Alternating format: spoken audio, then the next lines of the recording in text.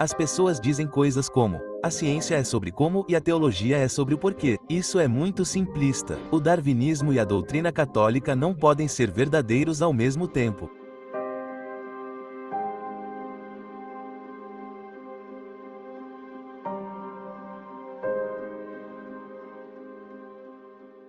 Minha palestra não será de cunho científico. Já tivemos uma excelente apresentação esta manhã e também ontem à noite. Mas tentarei forçar as pessoas a pensarem sobre a ciência e a nossa fé para verem como o design inteligente está realmente muito conectado. Não está em um universo paralelo. E usarei o tópico do pecado original para fazer isso. E espero que fique claro no final quantos pontos podem realmente ser abordados ao analisar o pecado original. Então, começo com um slide do Catecismo da Igreja Católica. O pecado original continua sendo uma verdade essencial da fé. Queria apenas dizer que ele ainda faz parte do catecismo. Muitas pessoas gostariam de negar o pecado original, mas ele ainda está lá. E não é apenas uma verdade subsidiária, mas uma verdade essencial da fé. E por que isso acontece? Bem, acho que precisamos do pecado original para entender por que existe o mal na criação. As pessoas se perguntam: se Deus é todo-poderoso e todo bom, por que existe o mal na criação? E vemos que existe o mal físico. Vemos doenças, terremotos e furacões. E certamente existe o mal moral. Fazemos coisas realmente desagradáveis uns aos outros e fazemos isso desde o início da história. E, claro, a única certeza de nossa vida aqui é que todos teremos que morrer. Então, por que se Deus é todo bom e todo poderoso? A resposta da igreja é Adão e Eva. Que eles se rebelaram contra Deus e que vivemos em um mundo decaído. Mas os modernos acham isso difícil de aceitar à luz do mito da criação atual, a propaganda darwinista que afirma que a ciência sabe que descendemos de um processo lento e gradual de algum grupo de primatas. Isso realmente me ocorreu há vários anos. Um dos catequistas da nossa paróquia veio até mim e disse: Padre, eu tenho ensinado às crianças sobre Adão e Eva, mas o senhor pode me contar qual é a história real? Então pensei: ok, talvez eu devesse sentar e escrever um livro sobre isso. Na verdade, eu fiz isso, mas usarei apenas o tópico do pecado original nesta palestra em particular.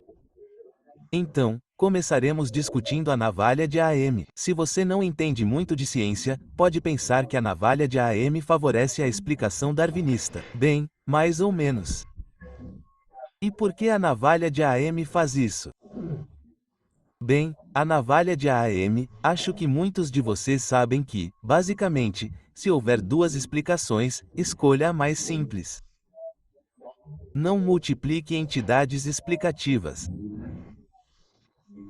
Mantenha o processo simples e claro. Então, a navalha de Asham vence o relato católico porque ela une, transforma em um só a criação do homem e sua queda. E por quê? Bem, que tipo de ser seria favorecido pela seleção natural? Bem, obviamente alguém que copulasse com frequência porque produzisse muitos descendentes. Seres violentos, certamente é mais vantajoso atacar primeiro do que ser morto. Criaturas que acumulam coisas para sobreviver à fome ou outra calamidade natural. Então, faz sentido sermos lascivos, violentos, gananciosos e todas as outras coisas que associamos ao pecado original. A história darwiniana vem com sua própria explicação do porquê sofremos dessas tendências pecaminosas. É um processo de uma etapa. Já o relato cristão é um processo de duas etapas. Deus nos criou à sua imagem e então nos rebelamos contra ele. Então, como a simplicidade favorece o relato de Darwin, o critério de AM venceria. Mas isso só se a evolução darwiniana pudesse realmente explicar a chegada do ser humano, a chegada da vida. E vimos, creio eu, de forma bastante convincente esta manhã, que ela falha, fica consideravelmente aquém. E só para citar um tipo de estudo científico quando se trata de seres humanos, bem recentemente houve um meta-estudo de artigos sobre a evolução humana e o estudo foi resumido desta forma por alguns, pelo Museu Americano de História Natural. Ele disse que a maioria das histórias de origem humana não são compatíveis com fósseis conhecidos. O número de espécies na árvore genealógica humana explodiu, mas também aumentou o nível de disputa sobre a evolução humana inicial. No entanto, muitos desses fósseis mostram combinações de mosaico de características que não correspondem às expectativas para antigos representantes das linhagens modernas de macacos e humanos. Como consequência, não há consenso científico sobre o papel evolutivo desempenhado por esses macacos fósseis. No geral, os pesquisadores descobriram que a maioria das histórias de origem humana não são compatíveis com os fósseis que temos hoje. O pesquisador principal do artigo admitiu que, quando olhamos para a narrativa das origens do homínum, é uma grande confusão. Não há consenso algum. Agora, vamos deixar claro que descartamos pelo menos essa parte do AM ou o argumento para a navalha do AM. Vamos dar uma olhada no ensinamento católico sobre a queda do homem. E, novamente, isso é do catecismo. E ele nos diz que o relato em Gênesis 3 usa linguagem figurada, mas afirma um evento primordial, um feito que ocorreu no início da história humana. O Apocalipse nos dá a certeza da fé de que toda a história humana é marcada pela falha original cometida por nossos primeiros pais. Há uma nota de rodapé ali que cita 3 coisas e esses são 3 ensinamentos bastante confiáveis. O primeiro é o mais importante, mas incluo os outros porque são pós-Darwin. Então, primeiro, no Concílio de Trento, no século XVI, ele fala sobre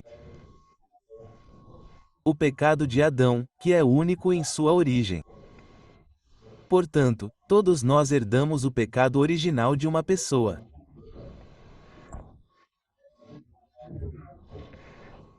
E então Peste capítulo 12, que em 1950, em sua encíclica Humane Generosa, permitiu a discussão da possibilidade da evolução do corpo humano, disse, no entanto, que isso não diz respeito à alma, que Deus deve ser a causa imediata de cada alma humana, porque é uma entidade espiritual que não pode ser produzida pela mistura de matéria de nenhuma forma, não importa quão complicada seja. E então ele abordou especificamente a possibilidade de que viemos de mais de uma pessoa. E então ele diz que os fiéis não podem abraçar a opinião que sustenta que depois de Adão existiram nesta terra homens verdadeiros que não tiveram suas origens por geração natural dele como do primeiro pai de todos, ou que Adão representa um certo número de primeiros pais. Ora, não é de forma alguma aparente como tal opinião pode ser reconciliada com o que as fontes da verdade revelada, e os documentos da autoridade de ensino da Igreja propuseram a respeito do pecado original, que procede de um pecado realmente cometido por um indivíduo em Adão e que, por meio da geração, é transmitido a todos e está em todos como seu. Então, Pio XII ainda insiste no monogenismo, assim como o Concílio de Trento. Todos nós viemos de uma única mãe e pai. E isso contrasta com o poligenismo, e isso significa apenas que há mais de um. Algumas pessoas veem o poligenismo como se falasse sobre diferentes grupos de primatas em diferentes partes do mundo dando origem a diferentes raças. Bem, essa é uma forma de poligenismo, mas também pode significar que havia um grupo original de 100 primatas que nos deram origem. Isso também é poligenismo porque é mais do que apenas um casal. E então Paulo vê, capítulo 6, falando na década de 1960, essa é a terceira nota de rodapé. É evidente que você não considerará como conciliáveis com a doutrina católica autêntica aquelas explicações do pecado original dadas por alguns autores modernos que começam com a pressuposição do poligenismo que não é provado. Então ele estava repreendendo alguns teólogos que imediatamente assumiram que a evolução aconteceu porque tínhamos permissão para falar sobre isso e começaram a criar cenários que tinham a possibilidade de poligenismo. Então, quem são esses católicos que favorecem a evolução? Bem, o mais famoso deles é Pierre Teilhard de Chardin, que não era realmente um darwinista. Era mais uma filosofia Nietzsche alemã, como uma espécie de visão do universo evoluindo para a consciência e evoluindo eventualmente para o ponto ômega, que em algum momento ele igualou a Deus. Em alguns momentos ele foi ambíguo, mas ele foi um homem muito influente. Em sua juventude, ele estava envolvido na descoberta do Homem de Piltdown. As pessoas conhecem o Homem de Piltdown? Alguns conhecem, outros não. O Homem de Piltdown era um suposto elo perdido, que veio à tona nos anos durante a Primeira Guerra Mundial. Era o crânio de um ser humano moderno e a mandíbula de um orangotango, e ficou exposto no Museu Britânico de História Natural até 1953. Foi objeto de centenas de estudos de doutorado antes de ser completamente revelado que era uma falsificação completa. E, obviamente, naquele momento, foi removido-se Pierre Tardin. Era conscientemente culpado ou não, essa é uma questão em aberto. A segunda coisa é que ele descobriu algo chamado Homem do Pico, que supostamente é outro elo perdido, que muitas pessoas agora na área acham que é apenas um ser humano moderno. E ao longo de toda a sua vida houve muitos atos de desobediência às autoridades da Igreja. Eles começaram com suas palestras na Bélgica em 1922. Ele começou a falar sobre as origens humanas e, naquele momento, lançou dúvidas sobre o Jardim do Éden e propôs uma redefinição do pecado original. Então, seus superiores ordenaram que ele assinasse uma declaração repudiando essas proposições e corrigisse a palestra que o superior então enviou a Roma junto com a retratação assinada por Tiardi. Enquanto esperava por uma resposta de Roma, Tiardi continuou desenvolvendo sua tese controversa sobre o pecado original. Como resultado, o padre Leovikovsky, superior-geral dos jesuítas, ordenou que ele assinasse uma nova declaração repudiando as teorias controversas e também o proibiu de dar mais palestras no Instituto Católico. Tiardi não era de desistir. Ele continuou pedindo permissão para ter várias de suas publicações, vários de seus livros publicados, e sempre ouvia não, e nós já dissemos não, e agora você nem pode mais ter seu escritório neste prédio.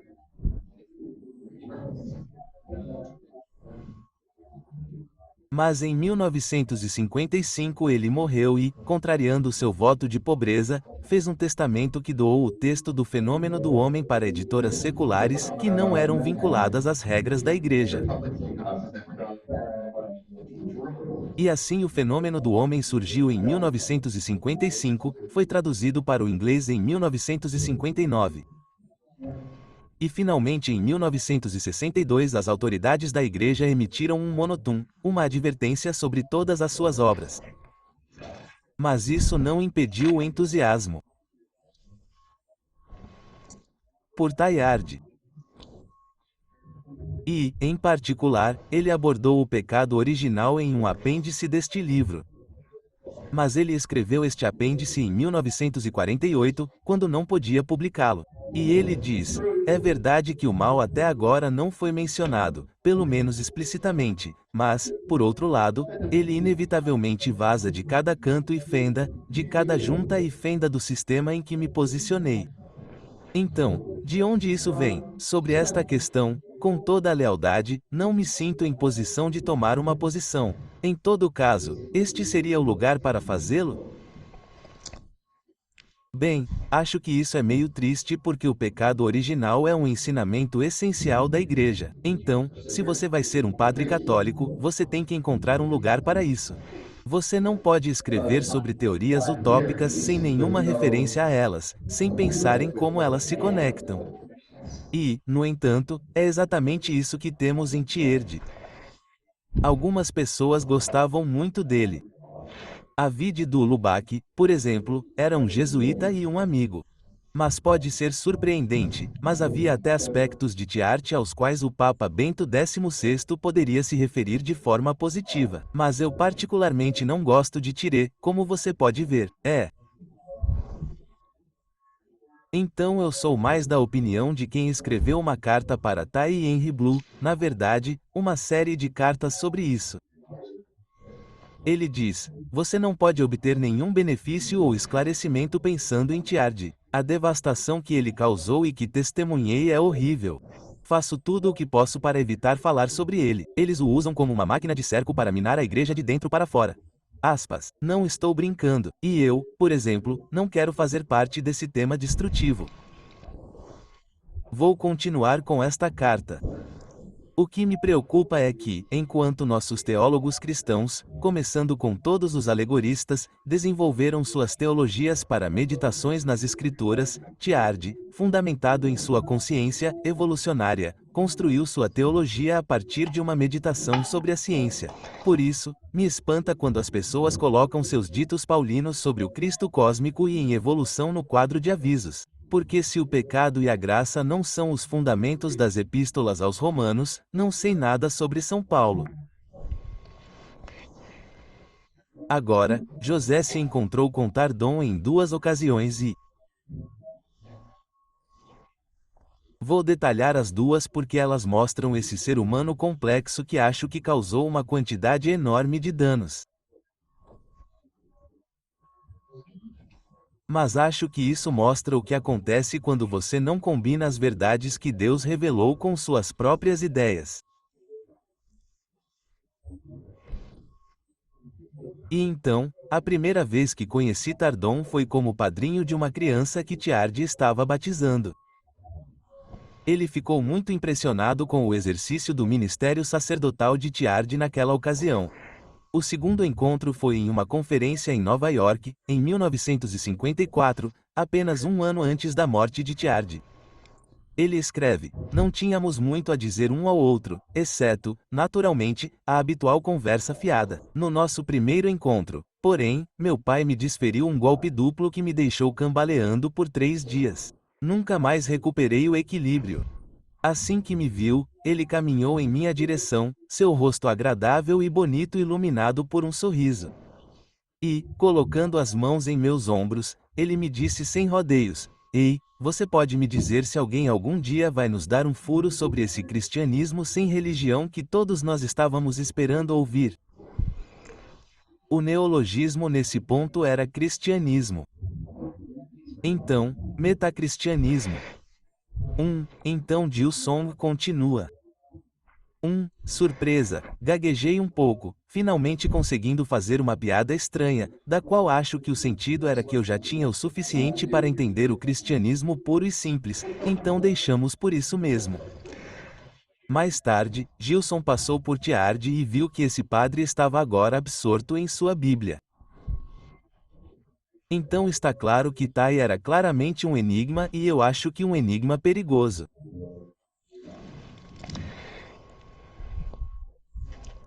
Agora, outro ex-padre perigoso. Nós e eu podemos passar por isso rapidamente porque alguém fez uma pergunta sobre essa mesma coisa. Francisco Ayala. Era dominicano. Ele foi ordenado padre em 1960. Saiu no mesmo ano e depois deixou a igreja completamente. E obviamente, ficou muito interessado no biólogo evolucionista, proponente da biologia evolucionista de Darwin e, no início dos anos 2000, Ele nem queria responder a pergunta se ele era religioso. Crente ou não, ele ganhou o prêmio Templeton, o que obviamente deveria mostrar algum respeito pela religião, mas ele disse: eu não quero ser marcado por um lado ou outro, então ele não vai responder. De qualquer forma, uma das coisas que ele teve na década de 1990 foi a ideia de que, bem, há muita variação genética na raça humana para que ela tenha se originado de duas pessoas. E foi aí que Annie Gallagher fez estudos para ver o quanto isso era verdade. E ela diz que chega à conclusão, você pode ler sobre isso neste livro de imprensa do Discovery Institute. Mas uma coisa agora está clara: Adão e Eva não foram refutados pela ciência, e aqueles que afirmam o contrário estão deturpando as evidências científicas. Há mais informações sobre exatamente quanto tempo temos que voltar no tempo, e uma analista, e outros depois dela pensaram que você pode obter a variação genética que encontramos entre nós agora de um único casal há 500 mil anos. Mas não precisamos entrar em detalhes. Mas mesmo as pessoas que estavam promovendo as alegações de Ayala como prova da evolução darwiniana e de um cenário onde os representantes da raça humana nunca foram menos de 10 mil, reconheceram seu erro e o admitiram. Então, eu só queria deixar isso claro. Ponto. Então, chego ao livro de Christopher Bagalo. A razão pela qual mencionei isso é que pensei que isso poderia ser um bom livro didático para o curso de Filosofia da Ciência que estou dando no seminário, publicado por uma editora respeitável, o Midwest Theological Forum. Eles fazem muitos livros bons. Bem, comecei a lê-lo e minha pressão arterial começou a subir. Então, não era muito bom nem na sessão de física, e então chegamos a biologia evolutiva e, então, piorou muito. Então, Bagalo nos diz que a Igreja nunca condenou a ideia da evolução ou a teoria de Iana sobre ela, e os católicos sempre foram livres para aceitá-la ou rejeitá-la. Bem, vários anos antes desta edição, a segunda edição do livro de Maglo foi lançada. Michael Aberck, um padre dominicano, publicou um livro chamado Catolicismo e Evolução, um livro excelente que tem basicamente todos os ensinamentos, e até mesmo as investigações privadas de alguns teólogos católicos. E, ele nos diz, na verdade, este é meu resumo de seus ensinamentos. Ele diz que a Igreja, ciente da má publicidade do caso Galileu, optou por não fazer grandes pronunciamentos públicos, além do concílio de bispos alemães reunido em Colônia em 1860, que condenou a teoria de Darwin. Mas, nos bastidores e silenciosamente, a Igreja, por meio de vários órgãos, silenciou o entusiasmo de alguns de seus filhos pela teoria da evolução. E, em particular, a Rafael Cavinei, Delmas Laroa, John Zahn, Ari Dourado, que eram todos padres que argumentaram a favor do que hoje é chamado de evolução teísta. Eles foram informados de que não poderiam publicar isso. Não, vocês não poderiam ir a esta conferência. Não, não confiamos em vocês nisso. E, claro, a Tarda Chardin, que foi condenada algumas vezes.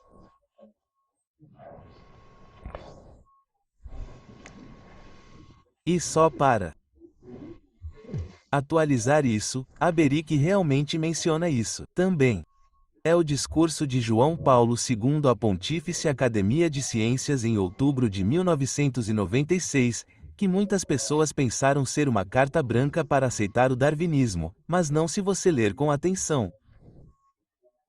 E lá o Santo Pontífice nos diz que as teorias da evolução, que por causa das filosofias que as inspiram, consideram o espírito como emergindo das forças da matéria viva, ou como um simples epifenômeno dessa matéria, são incompatíveis com a verdade sobre o homem. Então isso deixa claro que eu acho que a evolução darwiniana não é compatível com a verdade sobre o homem.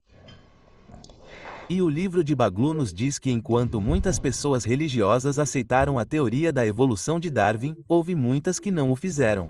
De fato, há muitos cristãos hoje que se opõem ferozmente à evolução darwiniana. Como vimos, alguns deles pensam que ela é contrária ao livro de Gênesis. Outros têm objeções teológicas ou filosóficas a ela. Convenientemente não mencionados estão aqueles de nós que se opõem à teoria de Darwin por motivos científicos. Os problemas científicos são, claro, enormes e não irão embora. Mas BGO apenas não reconhece que há alguém falando contra isso. Ele apenas pensa que existe uma árvore da vida convergente única. Isso está completamente errado. Que o DNA, ele diz, é o projeto para a vida. Não. E então há muitos outros erros científicos que não precisamos entrar em detalhes. Bem, exceto que entraremos em detalhes. E é que ele se inspirou em outra evolucionista católica, Cat Kenneth Miller, para explicar por que o cérebro é responsável por tanta confusão. Ele diz: o circuito do cérebro é, na verdade, uma mistura mal integrada do verdadeiramente antigo, do muito antigo e do relativamente novo, todos trabalhando lado a lado. Magalu então tira sua própria conclusão. Em resumo, apesar de ser uma das grandes maravilhas que a evolução produziu, nossa herança biológica e neurológica tem suas deficiências. Isso explica muito sobre por que os humanos agem irracionalmente e contrariamente à bondade, por que o racismo e outras formas de preconceito parecem surgir ao longo da história, por que os seres humanos do sexo masculino acham tão difícil tratar as mulheres como iguais e não como objetos, e por que as guerras e os assassinatos de inocentes são constantes na história humana. Não há nada, da perspectiva científica, que deva nos surpreender com isso. Então, me parece que os caprichos da evolução são temporariamente remendados pelos curativos da graça. Então, temos essa criatura mal projetada que meio que simplesmente caminhou até alguma forma de consciência. Teve alguns curativos da graça para colocá-la no jardim dos sonhos do Éden. E então imediatamente ela perde esses curativos e volta a ser a criatura cruel que a evolução fez com que ela fosse. Agora, para focar em seguida. Kenneth Miller. De onde ele tirou isso? De onde Baglu copiou? Ou, quero dizer, ele atribuiu isso, então não o estou acusando de plágio. Mas Kenneth Miller, em seu livro, Encontrando o Deus de Darwin, escreve: não há dúvida, rebobine a fita da evolução, deixe-a rodar novamente, e os eventos podem ser diferentes a cada passo. Certamente isso significa que o surgimento da humanidade neste planeta não foi pré-ordenado, que estamos aqui não como produto de uma inevitável procissão de sucesso evolutivo, mas como uma reflexão tardia, um pequeno detalhe, um acontecimento em uma história que poderia muito bem ter nos deixado de fora. Eu concordo. E então a grande questão é: temos que presumir que desde o início Deus planejou que a inteligência e a consciência se desenvolvessem em um bando de primatas africanos bípedes quase sem pelos. Se outro grupo de animais tivesse desenvolvido autoconsciência, se outra criatura tivesse se mostrado digna de uma alma, podemos realmente dizer com certeza que Deus teria ficado menos do que satisfeito com seu novo Adão? Eu não acho. Bem, minha pergunta é: o que acontece com a onisciência divina com uma teoria como essa? E o que a alma está fazendo se esse macaco pode ter autoconsciência? É isso que geralmente pensamos que a alma humana faz por nós. Então, não tenho certeza do que Kenneth Miller pensa que estamos mergulhando nessa criatura que está apenas se movimentando para se tornar um ser humano.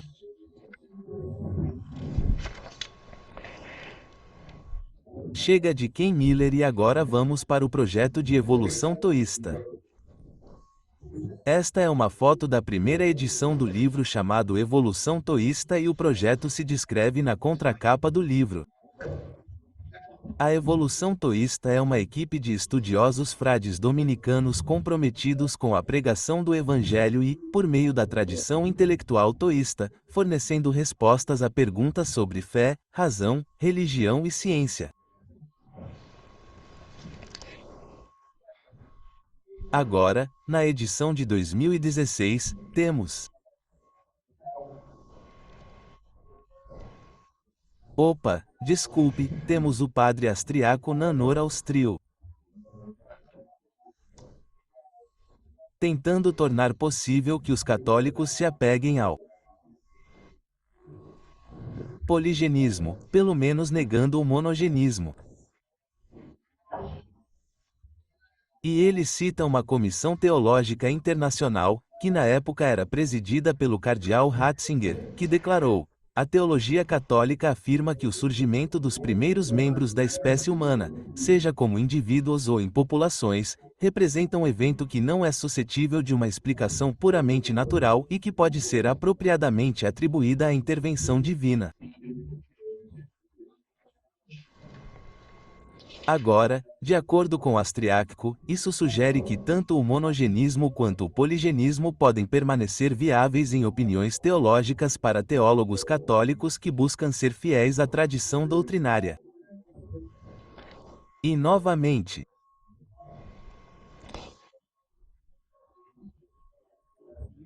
ele apela especificamente à afirmação de Ayala de que nunca fomos um grupo de menos de 10.000 indivíduos que deram origem a quem somos agora.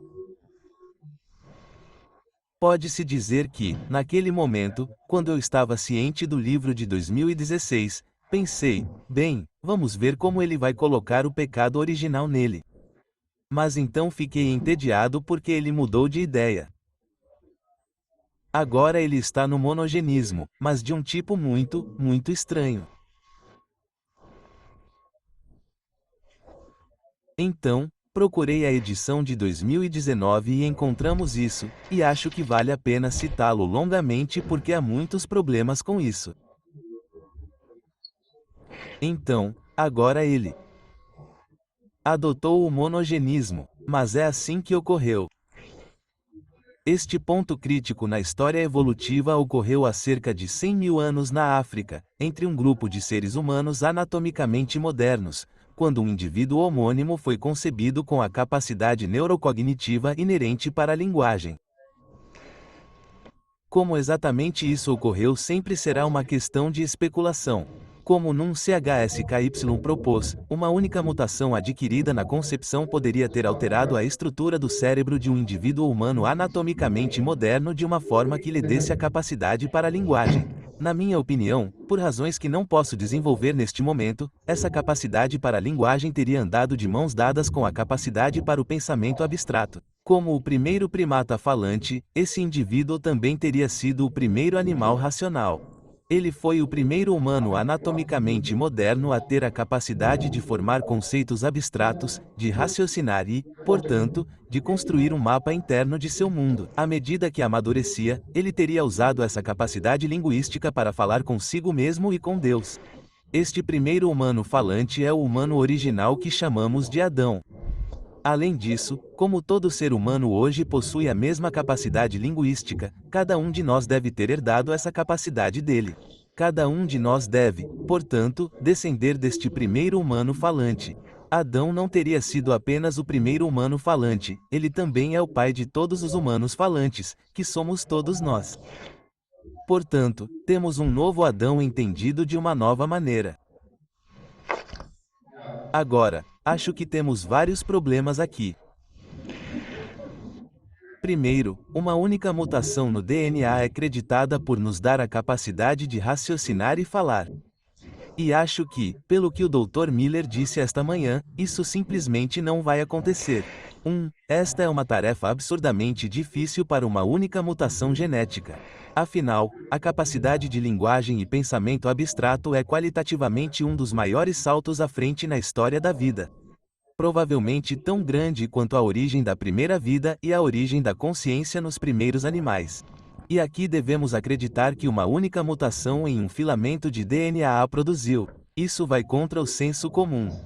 Também apresenta um problema de aptidão. Antes dessa mutação mágica, a forma humana seria aproximadamente tão fraca quanto é agora. Mas sem nossa inteligência e capacidade de fala, tão relativamente fracas e animais pouco inteligentes não sobreviveriam muito tempo em um mundo de competição acirrada. E acho que isso talvez esteja relacionado a uma pergunta que foi feita sobre seres humanos pré-racionais. Quer dizer, somos bem patéticos sem intelecto.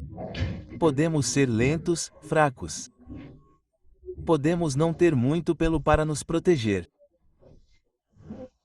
Seria um desastre sermos colocados na Terra sem intelecto. De qualquer forma, há mais problemas com a Áustria.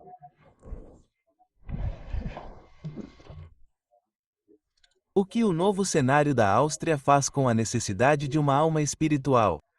Esse é o mesmo tipo de problema que vimos em Kenneth Miller. Em seguida, os filósofos da linguagem geralmente levam a sério o argumento de Wittgenstein contra uma linguagem privada. Agora, por que esse primata sortudo pensaria em desenvolver uma linguagem, especialmente porque não haveria mais ninguém por perto para falar? E quanto ao seu companheiro pré-racional mudo, ou melhor, companheiro? O que acontece com toda a rica teologia do corpo que se inspira nela, da criação de Eva pelo lado de Adão?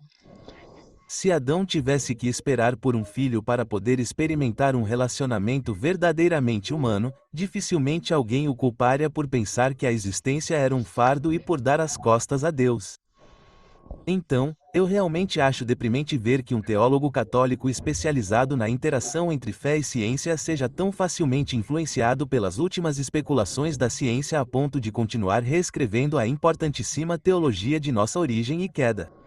E para ser ainda mais crítico, a suposição de CHSKY já existia há algum tempo e estava mostrando sua idade. Por que retomá-la em 2019, 5 anos depois de um artigo em que Chomsky e vários outros especialistas em linguagem basicamente disseram que não tinham a mínima ideia de onde a linguagem humana se originou? Então, voltemos ao verdadeiro Tomás e este é outro ponto que acho que devemos ter em mente. Se você for a Summa Theologiae Primas Question 94 artigo 3, lá Tomás descreve o primeiro ser humano e ele diz que agora o homem pode ser o princípio de outro homem não somente pela geração do corpo, mas também pela instrução e governo. Portanto, assim como o primeiro homem foi produzido em seu estado perfeito no que diz respeito ao seu corpo para a obra da geração, assim também sua alma foi estabelecida em um estado perfeito para instruir e governar os outros. Penso que a concepção de Santo Tomás sobre o primeiro homem ilustra uma verdade importante sobre o pecado original. Adão era verdadeiramente culpado de pecado porque Deus lhe dera as capacidades e a liberdade para resistir à tentação da serpente. Ele não era um junco impotente e poderoso agitado pelo vento. Mas imagine, em vez disso, se pensarmos em termos darwinistas em Adão como o descendente de um primata em evolução, grunhindo seu caminho para a autoconsciência e então, finalmente, com Adão cruzando uma linha quase imperceptível. Seria, creio eu, um insulto à justiça divina sustentar que a morte e todos os tipos de outros males são a punição adequada para o delito de uma criatura tão patética. Ainda mais quando refletimos que o processo de seleção natural teria preparado o homem para ser ganancioso, oportunista, luxurioso, egoísta, etc. Mas essa é a visão darwinista, não a bíblica. Para salvaguardar a justiça de Deus, Adão precisava estar totalmente ciente do que estava fazendo e totalmente equipado para enfrentar e resistir à tentação, se quisesse. E de acordo com São Tomás na passagem acima, Adão estava equipado dessa forma.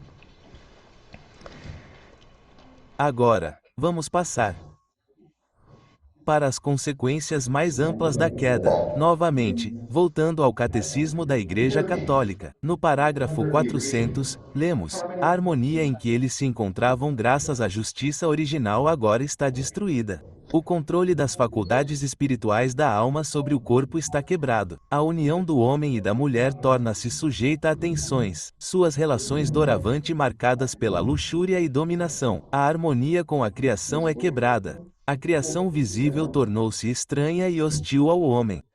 Por causa do homem, a criação agora está sujeita à escravidão da decadência, e, finalmente, a consequência explicitamente predita para essa desobediência se tornará realidade. O homem retornará à terra, pois dela foi tirado. Então a morte faz sua entrada na história humana.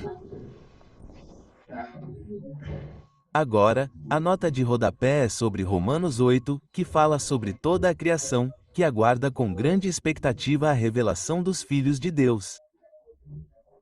Pois a criação ficou sujeita à vaidade, não por sua própria vontade, mas por causa da vontade daquele que a sujeitou.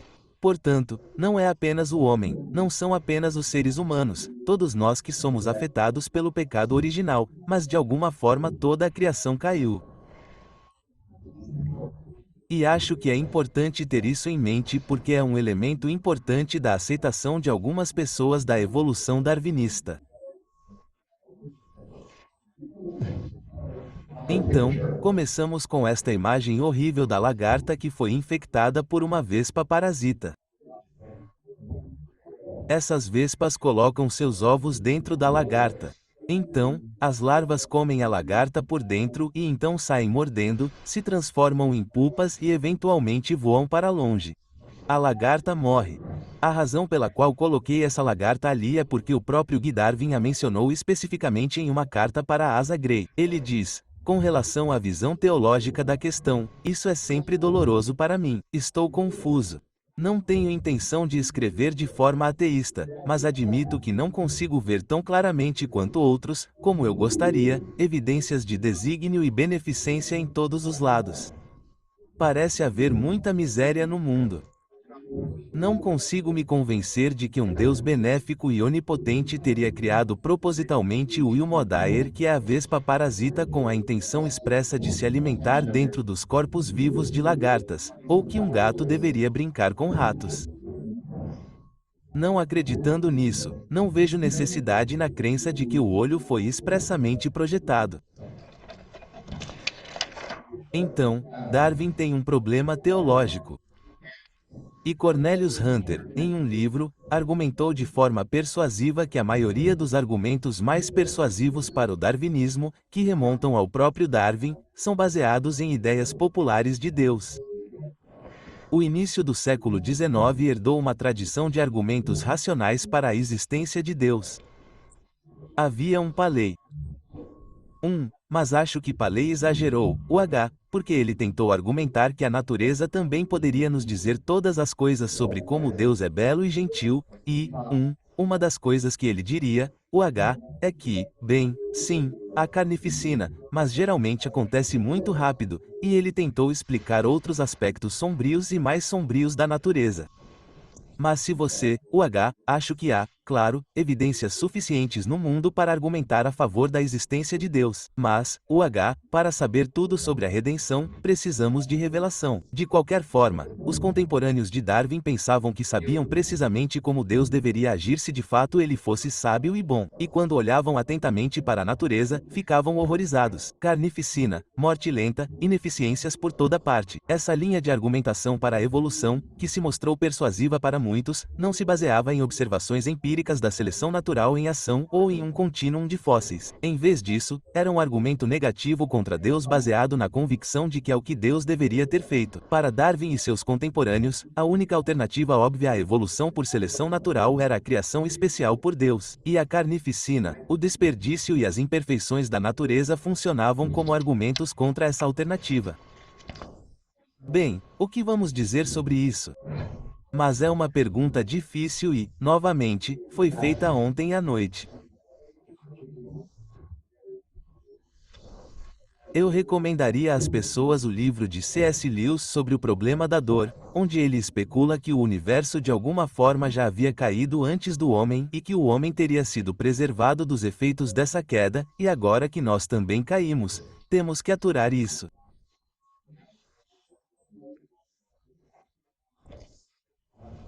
Alguém pode pensar na natureza talvez como, se pensarmos na natureza como algo sacramental, alegórico, e podemos aprender algo sobre a bondade de Deus com a natureza, talvez também possamos aprender algo sobre a batalha espiritual que está acontecendo em algumas das coisas mais sombrias sobre a natureza.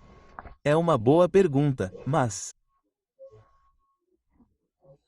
não deve nos distrair de nos apegarmos às verdades essenciais da fé, pecado original, e também não ajuda em nada a sustentar um argumento darwiniano sobre como viemos a existir em primeiro lugar. O mesmo tipo de lembrança de que vivemos em um universo imperfeito e decaído também pode lidar com algumas das questões sobre imperfeições na natureza, doenças, esse tipo de coisa. E, novamente, esses pontos foram tratados por palestrantes anteriores pelo Dr. Miller. Então, não vou abordá-los. Mas por que escolhi falar sobre evolução e pecado original? Bem, antes de tudo, acho que o pecado original é um ensinamento essencial da Igreja. E acho que é muito importante ter uma visão unificada do mundo, uma visão unificada da verdade, não ser capaz de andar com uma parte do nosso cérebro em um modo científico e outra parte em um modo religioso. Os dois nunca se encontrarão. E no